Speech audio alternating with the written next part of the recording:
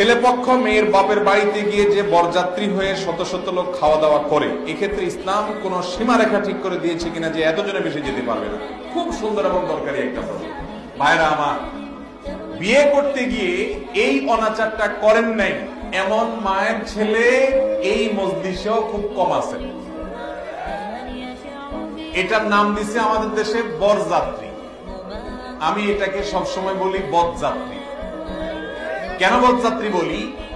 বিয়ে উপলক্ষে ছেলে হিসাবে আপনি যাচ্ছেন বিয়ে করতে, আপনার সাথে দুইজন সাক্ষী থাকবে, আপনার অভিভাবক থাকবে, কয়েকজন থাকতে পারে যৌক্তিক, কিন্তু আপনি কি করছেন?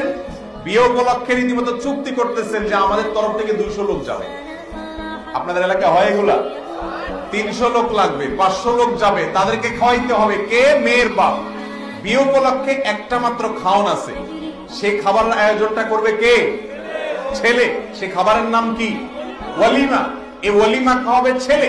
একটা আস্ত মেয়ে একটা সংসার থেকে উঠে চলে আসবে, সারা জীবনের জন্য আপনার বাড়িতে থাকবে। এই উপলক্ষে খুশির ছুটে আপনি সবাই খাওয়াবেন, নতুন বউ ঘরে তুলছেন। ওই বেচারারা মেয়েরে বিদায় দিয়ে দিচ্ছে, মেয়েটা চলে যাচ্ছে, মনটা ভেঙে খান খান হয়ে যাচ্ছে। এরপরে আবার 200-300 মানুষ বসে বসে খাওয়াবে। কি এই জন্য এই যাত্রাটাকে আমি বলি এটা বরযাত্রা না, এটা বদযাত্রা। এটা বরযাত্রী না, এটা কি? বদযাত্রী। এটা জায়েজ নাই।